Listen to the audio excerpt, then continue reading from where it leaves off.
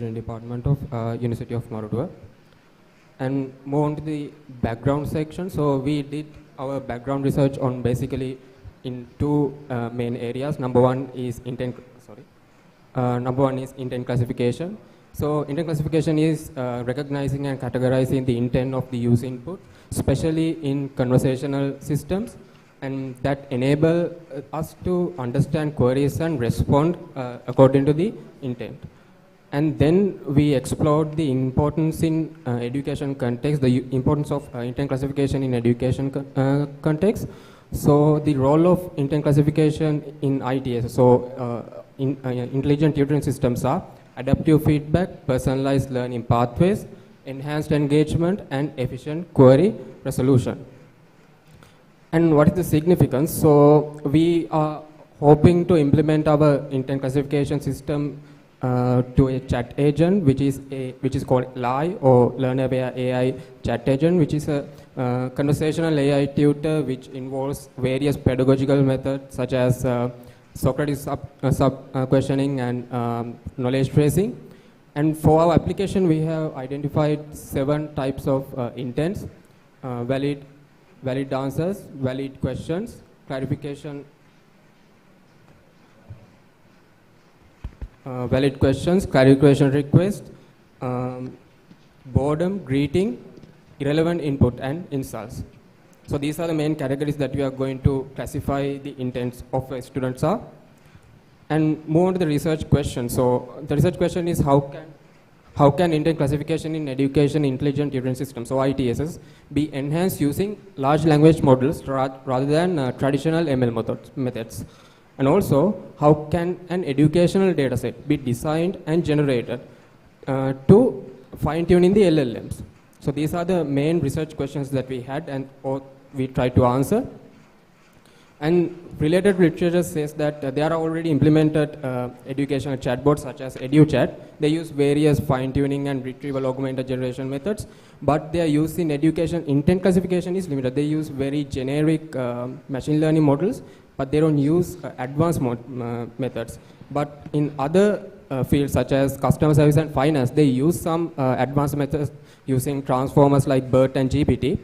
And they are also capable of multi-intent scenarios, leveraging few-shot learning for adaptability.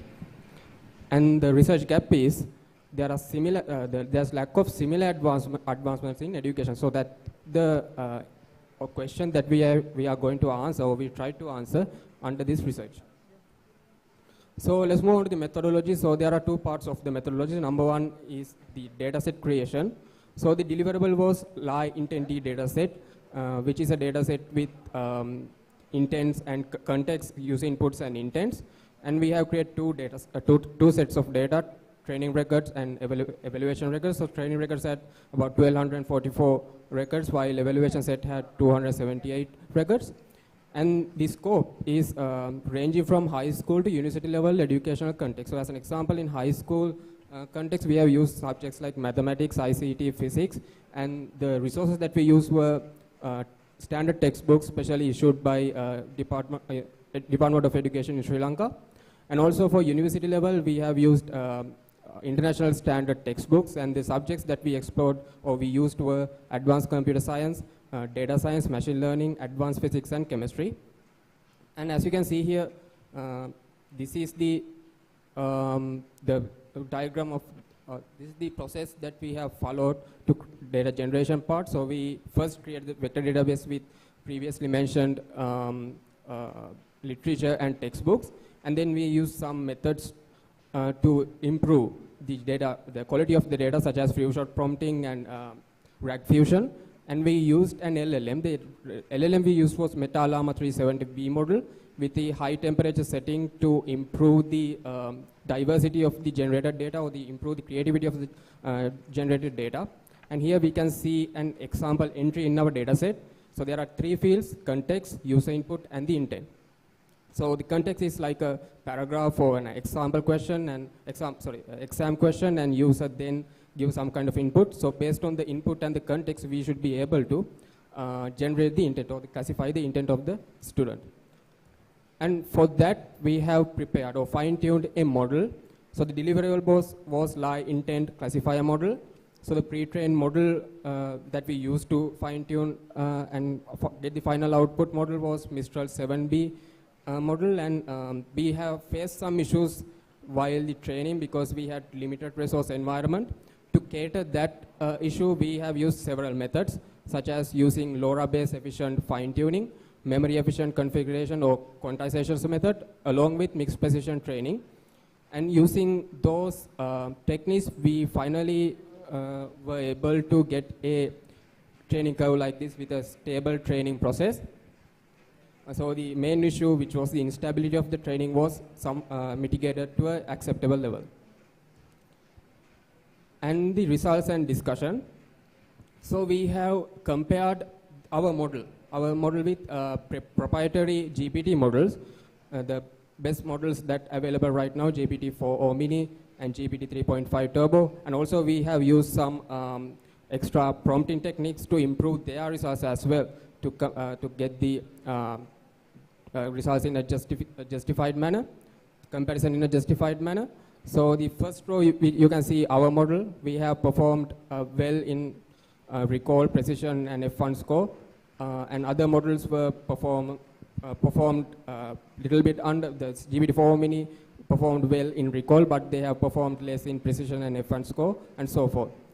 And the confusion metrics, this is a confusion metrics that we got the accuracy of our classification tasks class-wise.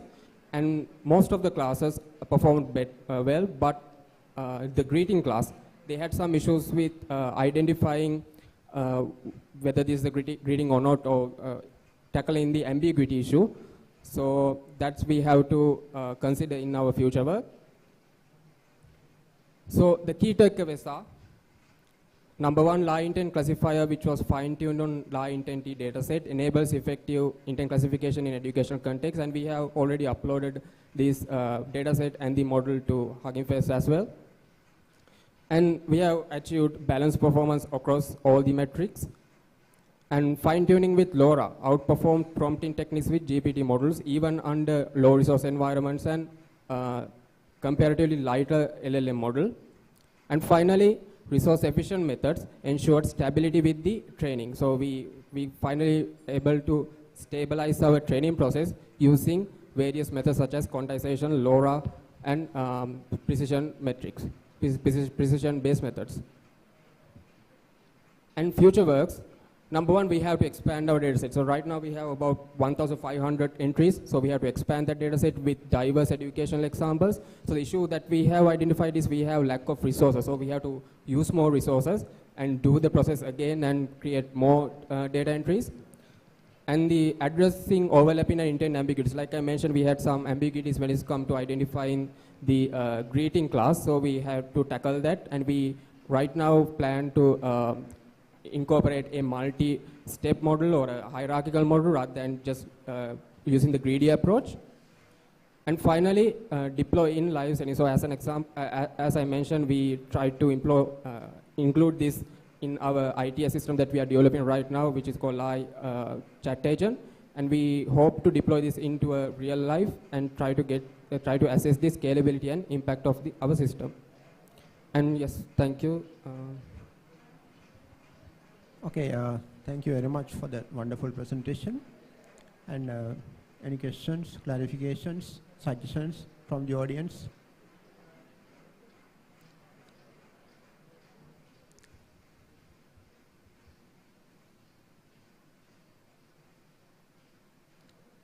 Yeah, it seems no question from the audience. I have one simple question. Can you go back to the slide that displays some confusion metrics?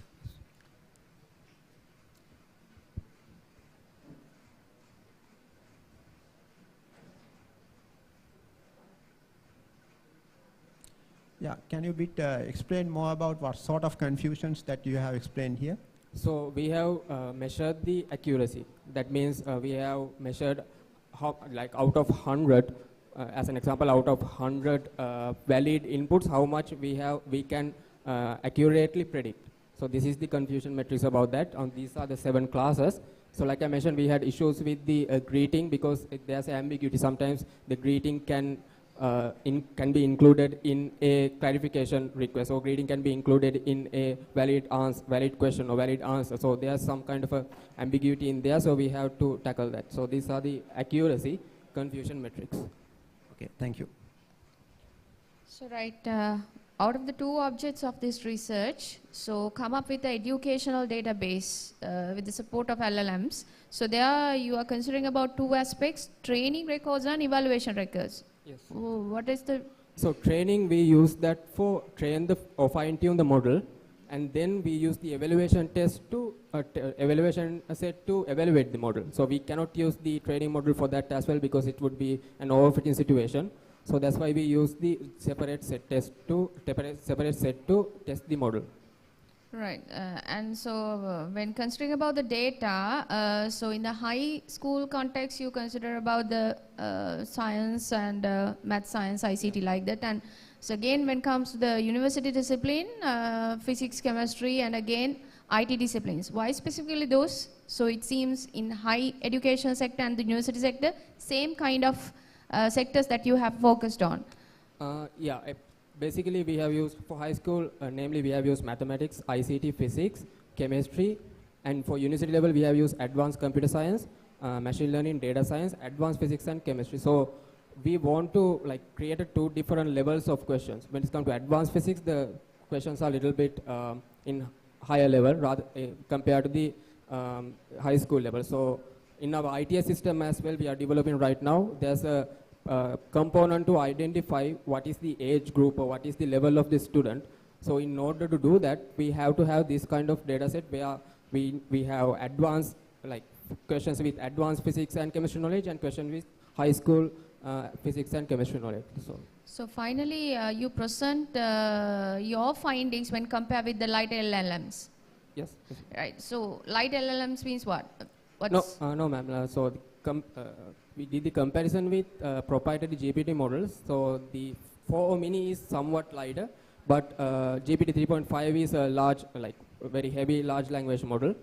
So we wanted to know whether this works because the consensus is GPT is the availability best LLM. So we wanted to know our open source model performs better than the proprietary models. So we used a lightweight model as well as a heavyweight model. Okay, thank you. Let's give a round of applause.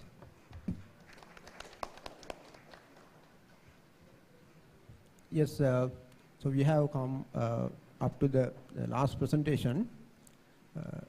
The title of the presentation is My Recommender, Personalized Activity Recommendation Based on Negative Emotions Classification. There are 5 authors for this paper. 𝗖𝗲𝗏𝗏, හිරෝෂාන් ඉලංගරුවන්, ශිෆාන් MRM, චනුල් Vithanage, ලක්ෂ්මිනී Abeywardena, සමාධි Ratnayake, and 𝗜𝗖𝗏𝗏𝗏𝗏. I think it's going to be presented by 𝗖𝗲𝗏𝗏𝗏𝗏.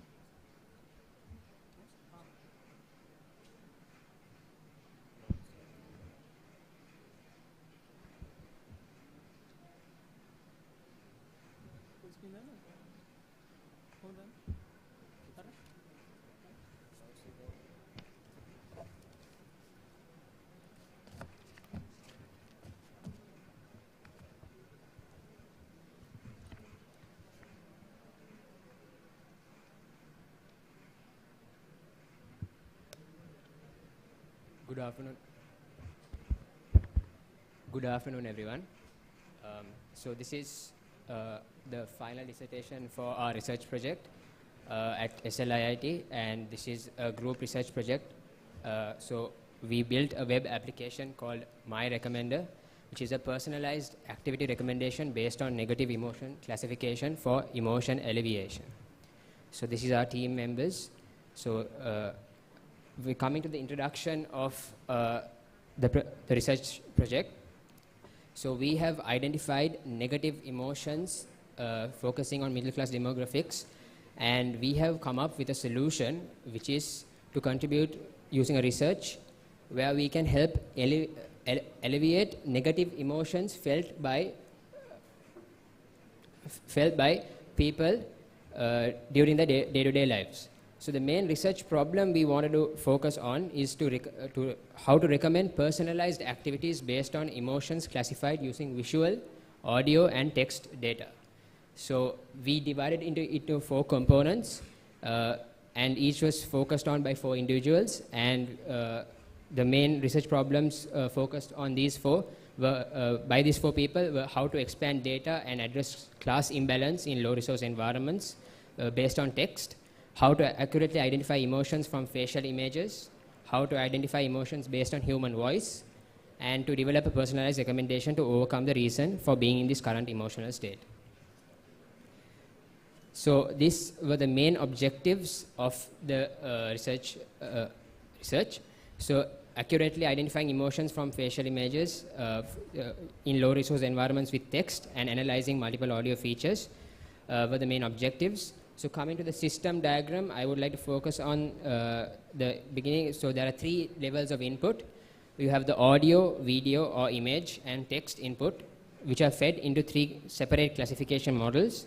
And finally, the output, integrated as one, is fed into as an input into the activity recommender system, which focuses on the user's details, on the specific user's details and their activities, which includes their strengths, their likes, their dislikes, their weaknesses, and also their personal demographics, so their demographic data, age, designation, marital status, etc.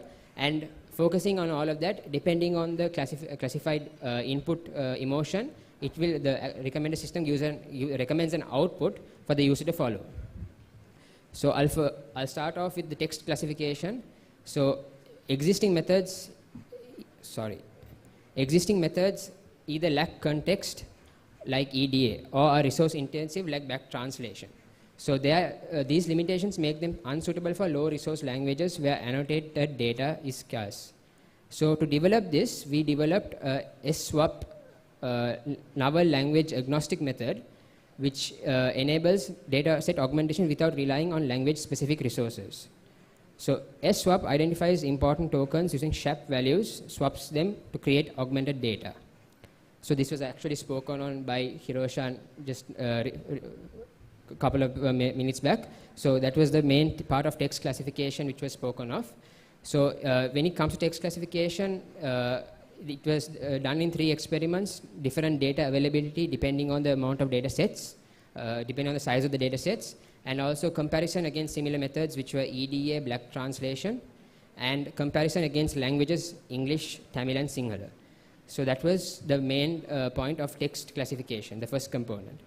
The second component was image classification. So what we realized when doing image classification was the current recommender systems using image classifications or facial recognition, they have poor generalization across diverse conditions. For example, you have low light, varying orientations, different facial angles. So when it comes to this, there's a limited adaptability to dataset variability. So it reduces the model's effectiveness in real-world settings. So to address this, this study uses a CNN architecture which incorporates residual blocks, attention mechanisms, and multi-scale feature extraction to improve performance under challenging conditions. So if I would direct your attention to the picture on the right, it shows the main architecture followed, which includes the ones I mentioned, like attention mechanisms and residual blocks. And additionally, a method for generalizing emotion analysis over video was developed. So this is to provide a comprehensive emotional summary, and this approach increases the model's robustness, handling occlusions, and enabling real-time video-based emotion analysis. So in comparison to 3 previous research which have focused on facial recognition, our solution shows a considerable amount of improvement in accuracy. And this is the second component, which is image classification. The third component is audio classification, which takes an input audio clip and gives an output emotion. So what this does, here also we realize traditional models such as SVMs and decision trees, they are limited by the reliance on hand-graded features and inability to model temporal dynamics in speech. To overcome this, a CNN LSTM hybrid model was proposed, which combines multiple audio features such as MFCCs, spectral centroid, and spectral bandwidth. So this incorporated with data augmentation techniques helps to classify and address dataset imbalances. So coming to the results of this component as well, you have the main part, which is feature fusion, which is a combination combining two or more of the features I mentioned, and emotion classification to be able to use those features and to use those features in the hybrid model to be able to give a output recommendation. And here as well they have compared it with previous research and shown a 3% performance improvement with the hybrid model that they have proposed and used. So now the fourth component, which was my area of focus, was the recommendation system. So what we did in the recommendation system was once all these three models, they classify and give out an output emotion, this is fed in as an input to the recommendation system. So the recommendation system is mainly to give personalized recommendations and combat the scalability issues and cold start problems in reinforcement learning algorithms.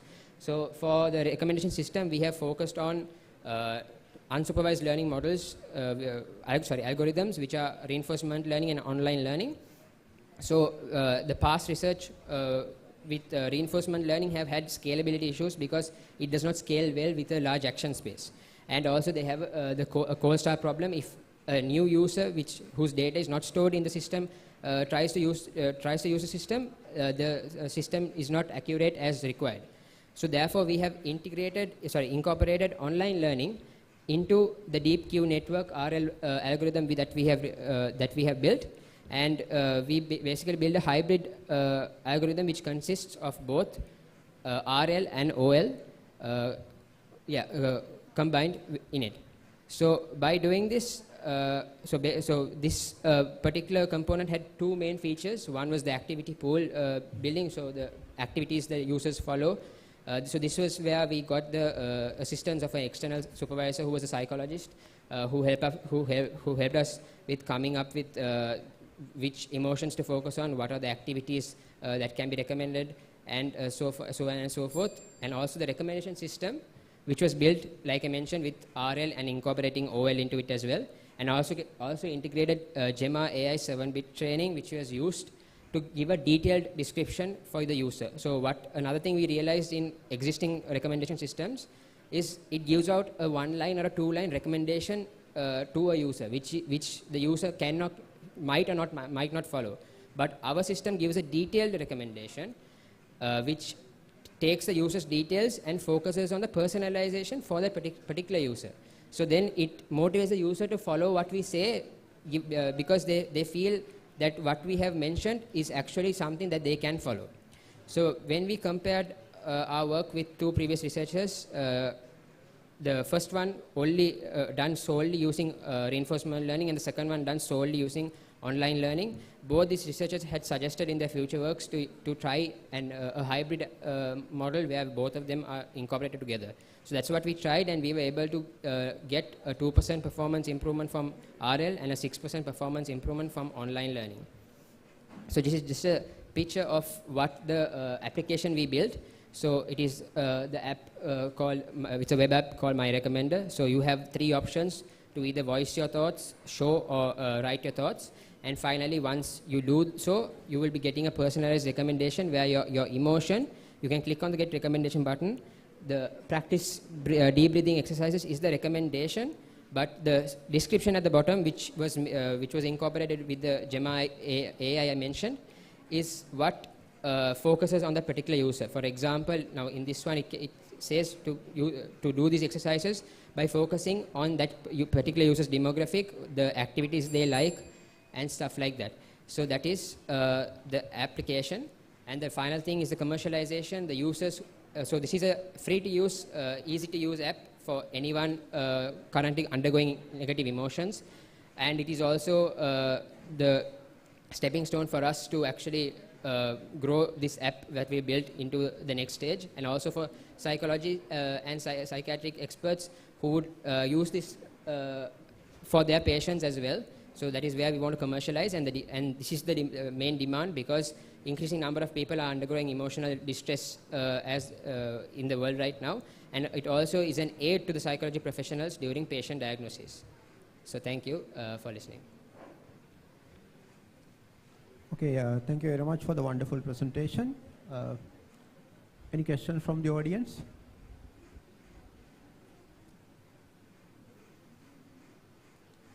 Any questions, any clarifications, any ideas, suggestions for improvements from the audience?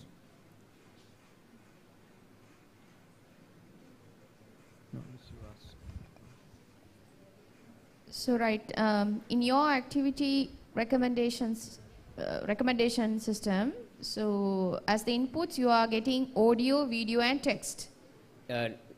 It's either one of either one. Yeah, so that's what I need to clarify. So are you going to recommend based on all three, or is it a hybrid or one by one? It's like this.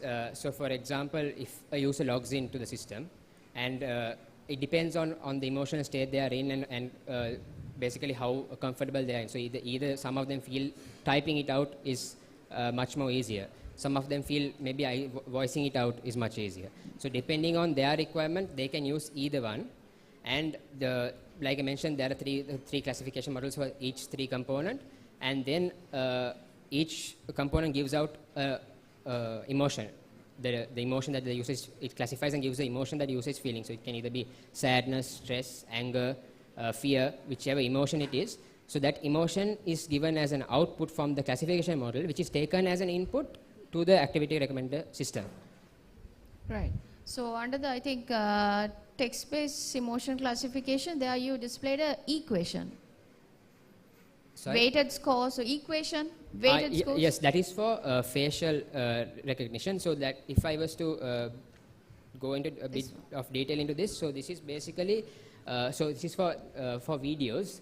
So for example, let's say there's a 10-second video of a user who's sad, and you know he's speaking in the video saying he's sad for some particular reason. So how this works is there's a number of frames calculated per second, and the weighted sum is taken from each frame, basically the emotion felt in each frame, and then from that the most generalized emotion is the emotion taken and given as an output from this classification model. Right. So when compared with the existing recommendation system, so your one, what are the novelties?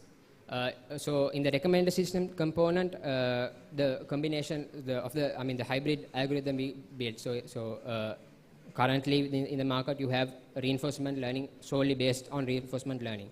So what we've done is we've incorporated online learning into so in the RL environment. So we build a custom reward policy.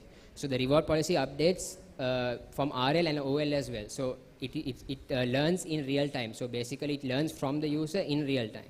So because these are unsupervised learning models, they are continuously learning. So that's where we've incorporated OL. So that is what we read in previous research, which has not been done before, which we have incorporated in the recommender system component. Thank you.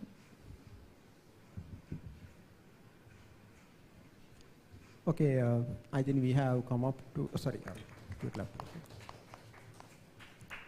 we have come up to the end of this session, and I would like to take this opportunity to thank all of you, especially to all the presenters who did nice and wonderful presentations.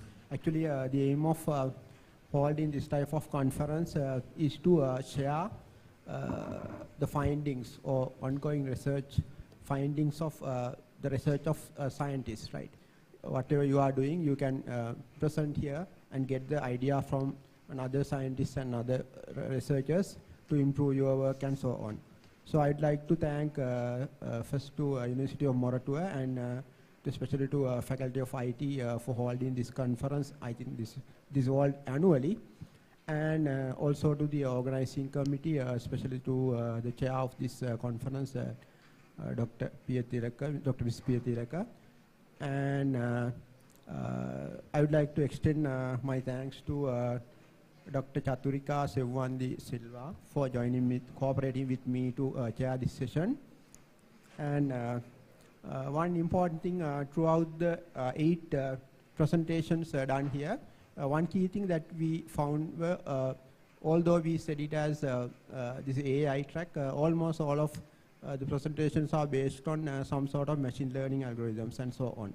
So that is one of a trend these days now going on. So I convey my best wishes for all the presenters and continue your work. So any words, Dr. Chat? Yeah, so I'm not going to speak more, means the time is up. So anyway, congratulations for almost all the presenters. You well done, right? Hope you will continue this research further. So I think most of you are undergrads. So hope so you will engage in the master level research and further PhD, MPhils and all that, right? Again, best of luck, and also thank you for organizing this kind of conference. Again, to University of Mortua, Faculty of IT, and thank you.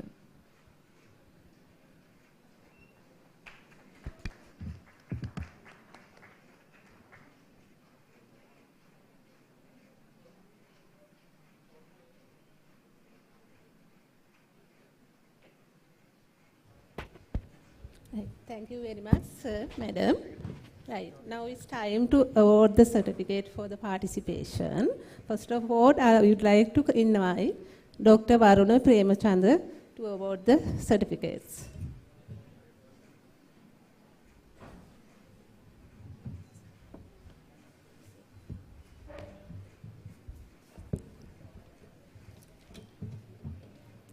The first presenter, 𝗖𝗂𝗏𝗓𝗏𝗏𝗏 𝗬𝗏𝗏𝗏.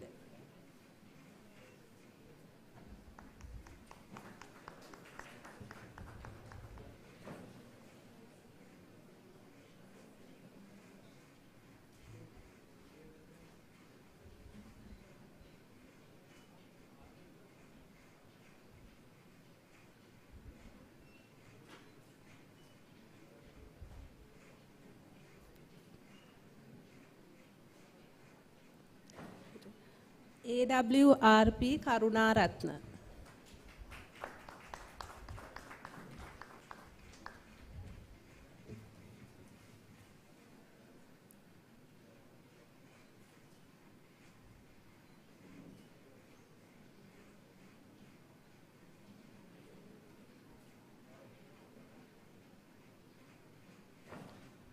TUMN Premaratna.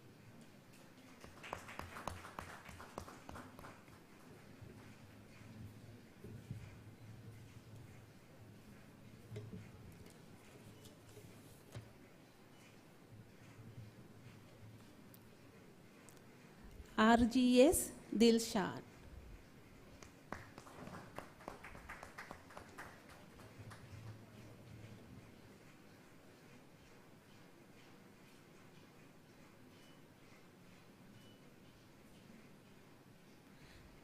WAKHR Vanyarachi.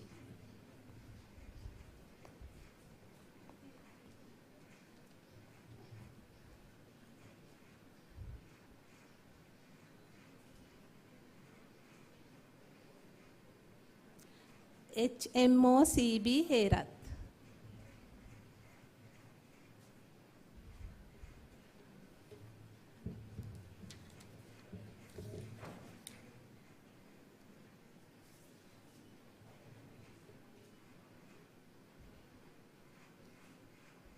Thank you very much, sir. Next, I would like to invite Dr. 𝗤𝗏𝗏𝗏𝗏𝗏 to award the certificate.